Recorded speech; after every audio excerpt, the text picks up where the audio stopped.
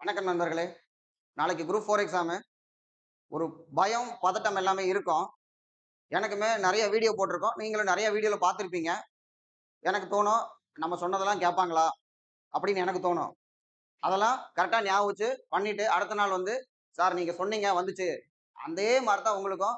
நாம இவ்வளவு நாள் படிச்சதெல்லாம் ஞாபகத்துல வருமா? வராதா? அப்படின்னு ஒரு பயம், பதட்டம் இருக்கும். அப்ப நான் கான்ஃபிடென்ட்டா பண்ணுங்க அப்படின்னு மோட்டிவேட் பண்ணலாம். உங்களுக்கு என்ன தோணும்? உனக்கு என்னப்பா நீ சொல்லுவ? நாங்க தானே பண்ணணும்னு தோணும். ஏன்னா, என்னதான் நம்ம வந்து கான்ஃபிடென்ட் கான்ஃபிடென்ட் சொன்னாலும், நமக்கு பயம் இருக்கும். அப்ப கான்ஃபிடென்ட்டா இருக்கமோ இல்லையோ, பயப்படாம இருக்கணுங்கிறது முக்கியம். ஏன்னா 2012ல குரூப் 4 எக்ஸாமு 91 ரேங்க். ஆனா அந்த குரூப் 4ல நான் ஜாயின் பண்ணல. சர்வேயர் வந்துச்சு. அப்பவே நான் வந்து என்னன்னா குரூப் 2 கிளியர் ஆயிடுச்சு. இன்டர்வியூ போஸ்ட் வந்துருச்சு. அப்ப எனக்கு முதல் குரூப் 4 அந்த குரூப் 4 எக்ஸாம் வந்து பார்க்கும்போது 2008ல 4 வருஷம். ஒரு குரூப் 4 போயிருச்சு. அடுத்த எக்ஸாம் நான் எழுதுறதுக்கு எழுதி வேலையில ஜாயின் பண்ணும்போது 4 இயர்ஸ் ஆயிப்போச்சு. ஏன்னா எனக்கு இடையில கால்ஃபரே கிடையாது. இப்ப 2008 எக்ஸாம்ல அப்பவே நான் பாஸ் பண்ணி போயிருந்திருக்கணும். அப்ப நான் ஏன் விட்டேன் அப்படின்னு எனக்கு வந்து ஒவ்வொரு நாள் யோசிச்சு யோசிச்சு பார்ப்பேன். அந்த வேலையில போய் ஜாயின் பண்ண வரைக்கும் அந்த குரூப் 4 எக்ஸ்பீரியன்ஸ நான் நினைச்சுட்டே இருந்திருக்கேன். 3 மாசம் படிச்சுட்டு தான் போனேன். சும்மா ஏதோ முதல் குரூப் 4 படிக்காம போய் எழுதி பார்ப்போம். அப்புறமா தெரிஞ்சுக்கும் அப்படிலாம் கிடையாது. குரூப் 4 எக்ஸாம்னா ஸ்டேட் போர்ட் புக் படிக்கணும் அப்படின்னாங்க. நான் 3 மாசம் அதையும் படிச்சேன். படிச்சு ஓரளவுக்கு ரிவிஷனும் பண்ணேன். எக்ஸாம் ஹாலுக்கு போகும்போது நல்லா பயமாயி போச்சு. ஏன்னா அதுக்கு முன்னாடி டெஸ்ட் எழுதுனது இல்ல, டிஸ்கஸ் பண்ணது இல்ல, ஒண்ணுமே பண்ணல. ஸ்ட்ரெயிட்டாவே எக்ஸாம் ஹாலுக்குள்ள போயாச்சு. போயிட்டு எனக்கு என்னன்னா, நெர்வஸ்னஸ். ஏன்னா எனக்கு என்னோட பேக்கிரவுண்ட் எல்லாம் எனக்கு தெரியும். ரொம்ப கஷ்டப்பட்டுருக்கோம். இவ்வளவு ஒரு மாரி சூழ்நிலையில இருக்கோமே. நமக்கு மட்டும் இந்த வேலை கிடைச்சதுன்னா நம்ம வாழ்க்கையே மாறிரும். எல்லாம் ரைட்டு. அதெல்லாம் வச்சுட்டு பயங்கரமா பயமாயி போச்சு. முதல் ஒண்ணு என்னன்னா, எக்ஸாமுக்கு முன்னாடி நாள் நைட்டு சரியா தூங்கல. தூக்கம் வரல. நாளைக்கு நம்ம வாழ்க்கை மாறப்போகுது. நம்ம வாழ்க்கை எப்படி இருக்கும்? அப்படின்னு அடுத்த நாள பத்தின ஒரு எண்ணம். அதுவே தூக்க விடல. அப்புறமா வந்து பார்த்தோம்னா, எக்ஸாம் ஹாலுக்கு நான் நினைச்சிட்டு இருக்கேன். நான் மட்டும் தான் ஊர்லயே படிச்சுட்டு இருக்கேன்ட்டு. எக்ஸாம் ஹாலுக்கு போனா எங்க ஊர் பஸ்ல நிக்கிறாங்க ஒரு 20 பேரு பஸ் ஏறுறதுக்கு. ஒரு சின்ன கிராமத்திலேயே 20 பேர் அப்படின்னம்னா, அந்த எக்ஸாம் ஹாலுக்கு போகும்போது அது ஒரு திருவிழா மாரி இருக்கு. குரூப் 4 எக்ஸாம்னா, மொத்தமா எல்லாரும் பேர் எங்க பார்த்தாலும், "ஏன்டா நீ வந்திருக்கியா? நீ வந்திருக்கியான்னு" எல்லாம் கேட்கறாய்ங்க. அந்த பதட்டத்துல எக்ஸாம் ஹாலுக்கு போயிட்டு ஒரு 1/2 அன் ஹவர்ல அட்ரினல் பயங்கரமா வேலை செய்ய ஆரம்பிச்சு, மூளை சுத்தமா வேலை செய்யல. ரெஸ்ட் ரூம் போகணும்ன்ட்டு போயி இன்விஜிலேட்டர்ட்ட கேட்கிறேன். முதல்ல சங்கடப்பட்டேன். எப்புட்றா நம்ம போய் கேட்கறது இவங்க? அந்த மிஸ் கிட்ட போய் நம்ம எப்படி கேட்கறதுன்னு உட்கார்ந்துட்டு இருக்கேன். அப்புறமா வேற வழி இல்ல. ரொம்ப அவசரம். மிஸ் இந்த மாரி போகணும்னோனே, இது என்ன ஸ்கூல் பரீட்சைன்னு நினைச்சியா? பேசாம 3 மணி நேரம் உட்கார்ந்து எழுதுற. 3 மணி நேரம் ஆனதுக்கு அப்புறம் தான் உன்னை எங்க இருந்தாலும் விட முடியும் அப்படின்ட்டாய்ங்க. சரின்னு இன்னும் கொஞ்ச நேரம் அட்ஜஸ்ட் பண்ணுவோம்னு சொல்லிட்டு, அப்புறமா உட்கார்ந்து ஒரு 1 மணி நேரம் ஆயிப்போச்சு. 1 மணி நேரம் கழிச்சு நான் அவங்கள்ட்ட கெஞ்சுறேன். தயவு செய்து விட்டுருங்க. எனக்கு உயிரா, வேலையான்னு பார்த்தோம்னா, எனக்கு உயிர் தான் முதல்ல முக்கியம். நான் எப்படி போய் ஆகணும்? அப்படின்னு கேட்கிறேன் அவங்க. அப்பன்னா முதல்ல முடிச்சுரு. அதுக்கப்புறம் நான் ஹெச்எம்ட்ட கேட்கிறேன் நான்.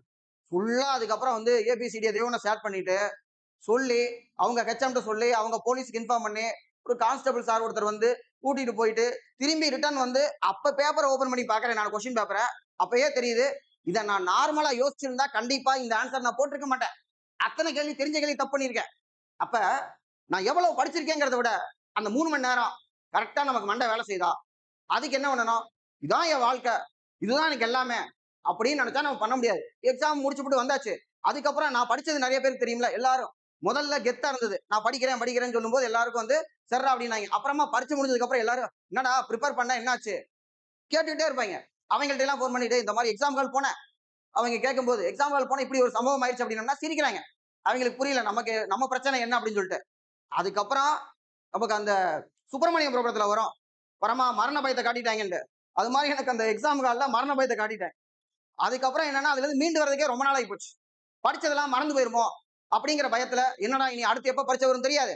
இந்த 3 மாசம் படிச்சதெல்லாம் நமக்கு அப்ப எதுவுமே இல்லையா? அப்படின்லாம் யோசிச்சு, சரி நம்ம ஒரு டியூஷன் எடுப்போம்னு சொல்லி கொஞ்ச நாள் டியூஷன் எடுத்தேன். அதுக்கப்புறமும் ஏன்னா டியூஷன் பசங்களுக்கு நமக்கு எப்படி சிங்க் ஆகும். அவங்க எங்க மிஸ் இதுதான் சொல்லிக் குடுத்தாங்க. எங்க சார் இதான் சொல்லிக் குடுத்தாரு. இத சொல்லிக் குடுங்கன்னு. அது ஒரு பக்கம் போக, அதுவும் வேலைக்கு ஆகாம எல்லாத்தையும் மறந்து திரும்பி படிக்க ஆரம்பிச்சேன். அப்புறம் படிச்சு தான் அடுத்த தடவ என்னன்னா, நம்ம எவ்வளவு படிக்கிறோங்கிறது முக்கியம் இல்ல. எக்ஸாம் ஹால் போறோம்னா, அந்த இடத்த நம்ம ஜெயிக்கிறதுக்கு நம்ம தயாரா இருக்கணும். ஏன்னா இதுக்கு முன்னாடியே எனக்கு இந்த எக்ஸாம் ஹால் எக்ஸ்பீரியன்ஸ் மாரியே ஒரு ஸ்போர்ட்ஸ்ல எக்ஸ்பீரியன்ஸ் இருந்தது. 1500 ஓடணும். அதுல அப்பதான் நான் ஓட ஆரம்பிக்கிறேன். எப்ப பிளஸ் ஒன் படிக்கும்போது. அதுல நாம ஜெயிச்சிடணும் அப்படின்னு நினைச்சிட்டு நான் ஒரு முடிவு பண்றேன். என்னன்னா, அந்த கோட்டை தாண்டி விழுந்து செத்தாலும் பரவாயில்ல. நம்ம ஓடியே ஆகணும் அப்படின்னு முடிவு பண்றேன். அந்த கோட்டை தாண்டி விழுந்துரணும் அப்படிங்கிறது என்னோட ஒரே எண்ணம். ஆனா கோட்டுக்கு முன்னாடியே விழுந்துட்டேன். கோட்டுக்கு முன்னாடியே விழுந்து 4 பேர் தூக்கிட்டு போறாங்க. தூக்கிட்டு போய் ஒரு மரத்தடியில போட்டு வச்சிருக்காங்க. ஜெயிச்சவனை பார்த்தோம்னா அவனை எல்லாரும் கை கொடுக்குறாங்க. அவன் இன்னும் 2 தடவை ஓட சொன்னா கூட ஓடுறது ரெடியா இருக்கேன் ஜெயிச்சவன். ஆனா நானு அவ்வளவுதான். என்னோட முழு எனர்ஜியுமே 1500ல ஒரு 1300 முடிஞ்சு போச்சு. அப்ப நான் முடிவு பண்ணேன். அதாவது ஒரு பழமொழி சொல்லுவாங்க. உயிரை கொடுத்து மீனை பிடிச்சி மீன் யாரா சாப்பிடுறது அப்படின்னு கேட்பாங்க. அதே மாதிரிதான் நம்ம ஒரு விஷயம் பண்றோம், ஜெயிக்கிறோம்னா அது நமக்கு சாதாரணமா இருக்கணும். இந்த குரூப் 4 எக்ஸாம் அப்படிப்பட்டதுதான். நேத்து வரைக்கும் படிச்சிருக்கோம், இன்னைக்கே நம்ம படிக்கிறோம், நாளைக்கு போய் ஒரு பரீட்சை எழுதுறோம். இந்த பரீட்சை தான் எல்லாமே, இதோட எல்லாம் முடிஞ்சு போச்சா? கிடையாது. அடுத்து குரூப் 2 வரும், அடுத்து நம்ம படிப்போம். நம்ம என்ன கண்ணை பிடிங்கிருவாங்களா, இல்ல படிக்க வேணும் புக்கை பிடிங்கி வச்சிருவாங்களா? நாம படிச்சுக்கிட்டு இருக்கோம், நமக்கு ஒரு டெஸ்ட் தான் இது. இதுக்கப்புறம் நான் பண்ணுவேன். வெண்ணிலா கபடி குழுல பரோட்டா சூரிஸ் அவருடைய ஃபேமஸான ஒன்று. 50 பரோட்டா சாப்பிட்டுட்டு அதுக்கு மேல முடியவே முடியாதுண்ணா, கோட்டை பூரா அணிதான் நான் மறுபடியும் சாப்பிட்றேன் பாருல, அந்த கட்ஸ் நமக்குள்ள இருக்கணும். அந்த ஒரு திமிரு, அந்த ஒரு தெனாவெட்டு, என்னால பண்ண முடியும் அப்படிங்கிற ஒரு வெறி, வைராக்கியம், இதெல்லாம் இருந்ததுன்னா நமக்கு ஆட்டோமேட்டிக்கா பயம் வராது. பரீட்சை வரைக்கும் நம்ம பயப்படலாம். பரீட்சை அன்னைக்கு நம்ம என்னதான் படிச்சிருக்கோம், இருந்தாலும் நமக்கு அந்த எக்ஸாம் காலம் நம்ம விளையாடணும் அப்படின்னு நமக்குள்ள ஒரு கெத்து வந்துடணும். அந்த கெத்தோட போய் கொஸ்டின் பேப்பர் பார்க்கணும். கொஸ்டின் பேப்பர்ல தெரிஞ்ச கேள்வி வந்திருக்கா, சந்தோஷப்பட்டு துள்ளி குதிக்க கூடாது. தெரியாத கேள்வி வந்திருக்கா, வருத்தப்படவும் கூடாது. ஏன்னா இங்க தெரியாத கேள்வி நம்மளை கஷ்டப்படுத்துறதை விட தெரிஞ்ச கேள்வி சந்தோஷப்படுத்தி அடுத்த கேள்வியில் இருக்க ட்ராப்பை நம்மளை பார்க்க விடாது. உடனே நம்ம அப்படியே மிதந்துகிட்டு இருப்போம். ஒரு தெரிஞ்ச கேள்வியை பார்த்த உடனே நான் சர்வீஸ் வாங்கிட்டேன், எல்லாம் முடிஞ்சிருச்சு அப்படின்னு ஒரு முடிவு பண்ணிட்டு அடுத்த கேள்வியை நல்லா கூட வாசிச்சு பார்க்க மாட்டோம், தப்பா போட்டுருவோம். அவன் தவறானது கேட்டிருப்பான். இல்ல முழுசா கடைசியை முடிக்க வரைக்கும் படிச்சு பார்த்திருக்க மாட்டோம். அவசரப்பட்டு ஏழ பீல நம்ம எதையாவது குத்திடுவோம். அப்படி பண்ணக்கூடாது. நிதானமா நிறுத்தி 3 மணி நேரமும் பொறுமையா அடிடா, இந்த பந்த அடி, இதை சூப்பரா பண்ணிட்டேன், அடுத்த கேள்வி ஒன்னொன்னா செதறாம அடிக்கணும். ஒன்னொன்னா செதறாம அடிக்கணும். அதுதான் நமக்கு ரொம்ப முக்கியமான ஒண்ணு. கடவுள்கிட்ட கூட நான் வேண்டிக்கிறது அதான். நான் தெரியாத கேள்விய ஏதோ போட்டேன், கரெக்டாச்சு, அதிர்ஷ்டத்துல வந்துட்டேன், அப்படி ஒண்ணு எனக்கு பண்ணவே வேணாம். நல்லா தெரிஞ்ச கேள்வி என்கிட்ட இருந்து எடுத்துறாத. நான் படிச்சிருக்கிறேன், பல தடவை நான் பல பேருக்கு சொல்லியிருக்கேன், டெஸ்ட்ல போட்டிருக்கேன், எனக்கு அந்த கேள்வி தெரியும், அதை போய் மாத்தி என்னை ஸ்டார்ட் பண்ண வச்சிடாத. அப்படி நீ விட்டேனாவே எனக்கு 10 கேள்வி கரெக்ட் ஆயிரும், நான் பாஸ் பண்ணி உள்ள போயிருவேன். இதைத்தான் நம்ம கேட்டுக்கிறோம். எக்ஸாம் ஹாலுக்கு காமா போங்க, நல்லா நைட்டு தூங்குங்க.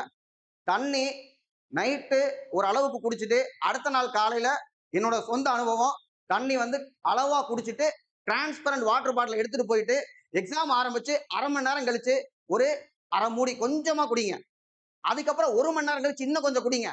1.5 மணி நேரம் கழிச்சு இன்னும் கொஞ்சம் குடிங்க. இந்த மாதிரி தண்ணி குடிச்சீங்கன்னா காலையில ஒரு 3 இட்லி சாப்பிடாம இருக்கக்கூடாது. லைட்டா சாப்பிட்டுட்டு கரெக்டா தண்ணி மட்டும் கொஞ்சம் கொஞ்சமா குடிச்சோம்னா நமக்கு அப்படியே பிரெயின் பக்காவா இருக்கும். அடிக்க அது பாட்டுக்கு ஆர்வத்தை தூண்டி அப்படியே ஊத்து மாதிரி கொட்டும். அப்ப நம்ம அடிச்சோம்னா செதறாம அடிக்கலாம், எந்த இதுவும் வராது. நமக்கு பிசு தட்டாம நம்ம எக்ஸாம் முடிச்சுட்டு வீட்டுக்கு வர்றீங்க, நல்லா சாப்பிட்றீங்க, ஒரு தூக்கத்தை போடுறீங்க. சாயந்தரம் என்ன மாதிரி யாராவது ஒருத்தர் உங்களுக்கு கீ எல்லாம் எக்ஸ்பிளைன் பண்ணுவாங்க. இருந்தாலும் அபிஷியல் கீ பார்த்துக்கலாம். இருந்தாலும் என்ன நம்ம படிக்காம இருக்க போறோம்? குரூப் 4ல கட் ஆஃப் தெரிஞ்சுக்கிறதெல்லாம் தவறான விஷயம். குரூப் 4 முடிச்சுட்டா அடுத்து அப்படியே புக்கை எடுத்து அடுத்த நாளே குரூப் 2க்கு படிக்க ஆரம்பிச்சிடணும். இதான் நம்ம பண்ணக்கூடியது. ஏன்னா திடீர்னு உங்களை புக்கெல்லாம் பிடிங்கி வச்சுட்டு படிக்காதீங்க அப்படின்னா பண்ண முடியுமா? நிறுத்தவே முடியாது. இதை நிறுத்தணும்னா நம்ம வேலையில போய் உட்காரணும். அப்பாயின்மெண்ட் ஆர்டரை வாங்கிட்டு ஜாயினிங் லெட்டர் நம்ம கையில எழுதி நான் அப்படி நம்ம பேரை போட்டு இன்று பணியில் சேர்கிறேன் அப்படின்னு அதை எழுதி கொடுத்தா தான் இது நிற்கும். அது வரைக்கும் இது நிற்காது. அது வரைக்கும் நம்மளும் ஓயக்கூடாது, விடக்கூடாது. நம்ம எவ்வளவு முடியுமோ அவ்வளவு நம்ம பண்ணிட்டோம். இனிமே நம்ம நிதானமா அடிச்சு எடுக்க வேண்டியதான் நம்ம கிட்ட இருக்கு. நல்லா பண்ணுங்க. முடிஞ்ச வரைக்கும் இன்னொரு வீடியோ போடுறேன். மாநில அரசுடைய திட்டங்கள் பார்ப்போம். தேங்க்யூ.